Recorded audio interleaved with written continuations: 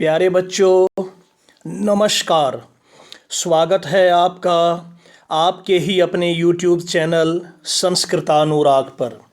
बच्चों, आज मैं NCERT द्वारा संचालित नवीं कक्षा की संस्कृत की पाठ्य पुस्तक शेमुषी प्रथमो भाग के चतुर्थः पाठः कल्पतरुः के प्रश्नोत्तर कार्य को लिखित रूप में प्रस्तुत करने जा रहा हूँ। यह प्रश्नोत्तर CBSE एवं विभिन्न राज्य स्तरीय बोर्ड परीक्षाओं के लिए उपयोगी है। अतः इन प्रश्नोत्तरों को आप अच्छी तरह से समझ लें।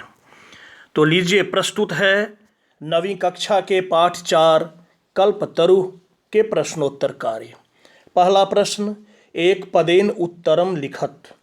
एक पद में इन प्रश्नों का उत्तर लिखना है, जिसका पहला प्रश्न है जीमूत वाहनः कस्य पुत्रः आसीत्। जीमूत वाहन किसका पुत्र था?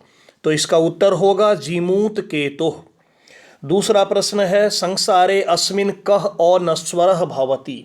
इस संसार में कौन अनश्वर होता है, अर्थात इस संसार में कौन ऐसा है जो नश्वर नहीं है? तो इसका उत्तर होगा परोपकार। परोपकार अर्थात किया गया उपकार कभी नष्ट नहीं होता। अगला प्रश्न, जीमूत वाहनः परोपकारेक फल सिद्धये कम आराधयति।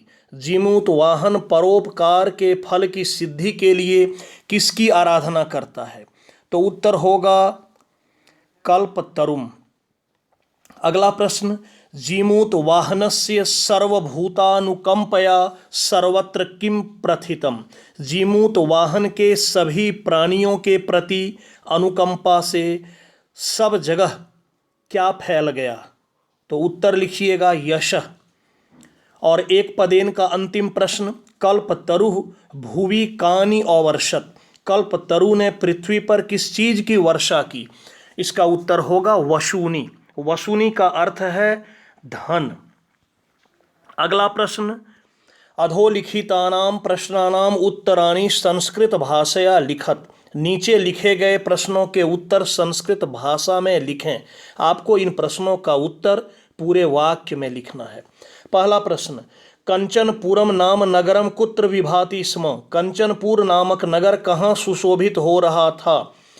तो इसका उत्तर होगा कंचनपुरम नाम नगरम हिमालय विभाति स्म। कंचनपुर नामक नगर हिमालय में सुशोभित हो रहा था। दूसरा प्रश्न, जीमूत वाहनः कीदृशः आसीत्। जीमूत वाहन कैसा था? लिखिएगा जीमूत वाहनः महान दानवीरः सर्वभूतानुकंपी च आसीत्। जीमूत वाहन महान दानवीर और सभी प्राणियों पर अनुकंपा करने वाला था। अगला प्रश्न, कल्पतरोः वैशिष्ट्यम आकर्ण्य जीमूत वाहनः किम अचिंतयत्। कल्पतरु के विशिष्टता के बारे में सुनकर जीमूत वाहन ने क्या सोचा? तो इसका उत्तर थोड़ा लंबा होगा, लिखिएगा कल्पतरोः वैशिष्ट्यम आकर्ण्य जीमूत वाहनः अचिंतयत् अहो ईदृशम अमरपादपम प्राप्यापि पूर्वेः पुरुषेः अस्माकं तादृशं फलं किमपि न प्राप्तम किंतु केवलम कैश्चित् देव कृपणेः कश्चिदपि अर्थः अर्थितः तदहम अस्मात् कल्पतरोः अभीष्टम साधयामि। ये पूरा वाक्य आप लिख दीजिएगा, आपकी पाठ्यपुस्तक से लिया गया ये वाक्य है। अगला प्रश्न, हितैषिणः मंत्रिणः जीमूत वाहनम किम उक्तवन्तः। हितैषी मंत्रियों के द्वारा जीमूत वाहन को क्या कहा गया? इसका लिखिएगा उत्तर, हितैषिणः मंत्रिणः जीमूत वाहनम उक्तवन्तः युवराज यो अयं सर्वकामदः कल्पतरुः तवोद्याने तिष्ठति स तव सदा पूज्यः अस्मिन् अनुकूले स्थिते सति शक्रोपि अस्मान् बाधितुं न शक्नुयात्। ये पूरा वाक्य आप लिख देंगे। यह भी आपके पाठ्यपुस्तक से लिया गया है। अगला प्रश्न, जीमूत वाहनः कल्पतरुम उपगम्य किम उवाच। जीमूत वाहन कल्पतरु के पास जाकर क्या बोला?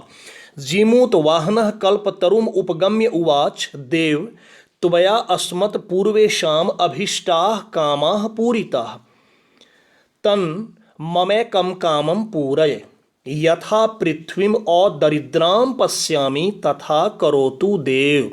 ये वाक्य आपको लिखना है। अगला प्रश्न, अधोलिखित वाक्येषु स्थूल पदानि कस्मै प्रयुक्तानि। नीचे लिखे गए स्थूल पद किसके लिए प्रयुक्त हुए हैं। नीचे वाक्य है, उसमें से प्रत्येक वाक्य में एक स्थूल पद है जिसको मैं लाल रंग से यहाँ दर्शाने का काम किया हूँ। तो वह स्थूल पद किसके लिए प्रयुक्त हुआ है ये आपको लिखना है। तस्य सानो रूपरी विभाति कंचन पुरम नाम नगरम। यहाँ तस्य जो पद है वह किसके लिए प्रयुक्त हुआ है, तो यह प्रयुक्त हुआ है हिमवते। ब्रैकेट में देखिए लिखे हैं हिमालयाय। यह पद जो है वह हिमालय के लिए प्रयुक्त हुआ है। दूसरा है राजा संप्राप्त यौवनम तम यौवराज्ये अभिषिक्तवान। तम स्थूल पद है, यह किसके लिए प्रयुक्त हुआ है, तो जीमूत वाहनाय, जीमूत वाहन के लिए प्रयुक्त हुआ है। तीसरा है अयम तव सदा पूज्य। यहाँ अयम किसके लिए प्रयुक्त हुआ है, कल्पतरवे, कल्पतरु के लिए प्रयुक्त हुआ है। और चौथा वाक्य है तात त्वम तु जानासी यत धनम वीची वत चंचलम। तो त्वम जो है ये किसके लिए प्रयुक्त हुआ है, तो यहाँ त्वम पिता के लिए प्रयुक्त हुआ है, राजा के लिए प्रयुक्त हुआ है, या फिर आप लिख सकते हैं जीमूत केतवे, जीमूत केतु के लिए प्रयुक्त हुआ है। अगला प्रश्न, अधोलिखितानां पदानां पर्याय पदम पाठात चित्वा लिखत। नीचे लिखे गए पदों के पर्याय पद पाठ से चुनकर लिखें। पर्यायवाची पद आपको लिखना है। पर्वतः हो जाएगा नगेंद्र, दोनों का एक ही अर्थ होता है पहाड़। भूपति राजा। तीसरा इंद्र शक्र। चौथा धनम, उसका वशुनी लिखिए या अर्थ भी लिख सकते हैं। फिर है इच्छितम तो अभीष्टम। समीपम अंतिकम। धरित्रीम पृथ्वीम। कल्याणम हितम। वाणी वाक। वृक्ष तरु, तरु मतलब वृक्ष होता है और वृक्ष तो है ही। पांचवा प्रश्न में कह रहा है कौस्तंभे विशेषणानि खौस्तंभे च विशेष्यानि दत्तानि। कौस्तंभ में विशेषण दिया हुआ है और खौस्तंभ में विशेष्य।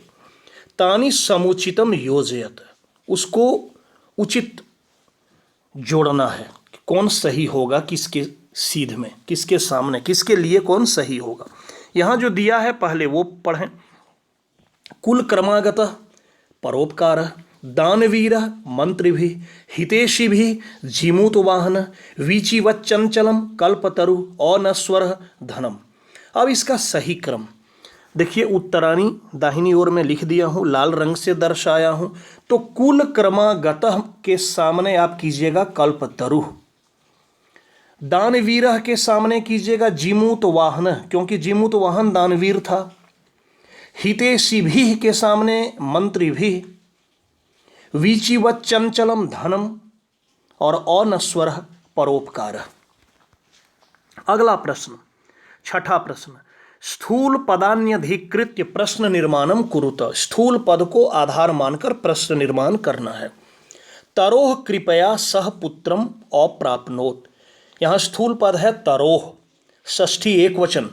किम शब्दरूप षष्ठी एक वचन पुलिंग में होता है कस्य, तो हो गया कस्य कृपया सह पुत्रम अप्राप्नोत और प्रश्नवाचक चिन्ह लगा दीजिएगा। दूसरा सह कल्पतरवे न्यवेदयत। कल्पतरवे चतुर्थी एक वचन। किम शब्दरूप पुलिंग चतुर्थी एक वचन में होता है कस्मय, तो कस्मय हो गया और न्यवेदयत प्रश्नवाचक चिन्ह। धन वृष्टया कोपि दरिद्र न तिष्ठत। धन वृष्टया में तृतीया है, तो यहाँ भी तृतीया की ये किम शब्द रूप में कया हो गया और पूरा वाक्य उतार के प्रश्नवाचक चिन्ह लगा दिए। अब है कल्पतरुः पृथिव्याम, तो पृथिव्याम सप्तमी एक वचन। यहाँ किम शब्द रूप स्त्रीलिंग में कस्याम या फिर कुत्र कर सकते हैं कि कहाँ धन की वर्षा किया। उसके बाद जीवानुकंपया, जीवानुकंपया है स्थूल पद, इसमें तृतीया विभक्ति लगी हुई है स्त्रीलिंग के हिसाब से, तो किम शब्द रूप तृतीया एक वचन कया स्त्रीलिंग में, कया जीमूत वाहनस्य यशः प्रासरत। 7वां प्रश्न में कह रहा है स्वस्ति तुभ्यम, स्वस्ति शब्दस्य योगे चतुर्थी विभक्ति भवति। स्वस्ति तुभ्यम एक छोटा सा वाक्य है। अब कह रहा है कि स्वस्ति शब्द के योग में चतुर्थी विभक्ति होती है। इत्यनेन नियमेन, इसी नियम से अत्र चतुर्थी विभक्ति प्रयुक्ता, यहाँ चतुर्थी विभक्ति प्रयुक्त हुई है। एवमेव कोष्ठक गतेषु पदेषु, इस प्रकार से कोष्ठक के अंदर दिए गए पदों से चतुर्थी विभक्तिम प्रयुज्य रिक्त स्थानानि पूरयत, चतुर्थी विभक्ति प्रयोग कर रिक्त स्थान को भरना है। फिर से समझिए, चतुर्थी विभक्ति किस में लगाना है? कोष्ठक में जो शब्द दिया है उसमें चतुर्थी विभक्ति लगाकर खाली स्थान को भरना है। स्वस्ति कोष्ठक में है राजा, चतुर्थी में हो गया राज्ञे। फिर है स्वस्ति प्रजा, तो प्रजाभ्य यहाँ बहुवचन में प्रयोग किए। प्रजाएं भी कर सकते हैं, लेकिन प्रजा एक के लिए नहीं बहुतों के लिए व्यवहार में आता है, इसलिए मैंने बहुवचन का प्रयोग किया यहाँ प्रजाभ्य। फिर देखिए स्वस्ति कोष्ठक में है छात्र, यदि एक छात्र के लिए करेंगे तो छात्राएं, और बहुवचन में करेंगे तो छात्रेभ्य, दोनों ही सही है। फिर है स्वस्ति सर्वजन, तो सर्वजन में बहुवचन ही होगा सर्वजनेभ्य। इसी का दूसरा खंड कह रहा है कोष्ठक गतेषु पदेषु षष्ठीम विभक्तिम प्रयुज्य रिक्त स्थानानि पूरयत। षष्ठी विभक्ति अब लगाइएगा कोष्ठक के पद में। तस्य कोष्ठक में है गृह, तो हो गया गृहस्य, उद्याने कल्पतरुः आसीत्। दूसरे में है सह पितृ शब्द रूप, षष्ठी एक वचन में होता है पितुः। उसके बाद है जीमूत वाहन, तो हो गया जीमूत वाहनस्य, और घ नंबर में हो जाएगा अयम कस्य, किम यहाँ दिया हुआ है कस्य तरुः। तो बच्चों ये था आज के इस चतुर्थ पाठ का प्रश्नोत्तर कार्य। लिखित रूप में मैंने प्रस्तुत किया, आपको समझाने का प्रयत्न किया। मैं उम्मीद करता हूँ आपको अच्छी तरह से समझ में आया होगा, और यदि आपको आज का मेरा यह वीडियो पसंद आया है तो कृपया इसे आप लाइक, कमेंट एवं शेयर करके मुझे प्रोत्साहित करने का कार्य करें, ताकि आगे आपके लिए मैं और भी बेहतर एवं उपयोगी वीडियो बनाने का कार्य करता रहूं। साथ ही मेरे इस चैनल संस्कृतानुराग को यदि आप अब तक सब्सक्राइब नहीं किए हैं तो इसे आप अवश्य सब्सक्राइब कर लें एवं नोटिफिकेशन को भी ऑन कर लें, ताकि मेरे द्वारा इस चैनल पर अपलोड किए गए प्रत्येक वीडियो की सूचना सर्वप्रथम आपको प्राप्त हो सके। तो आज के लिए इतना ही। सबों को मेरी ओर से बहुत बहुत धन्यवाद।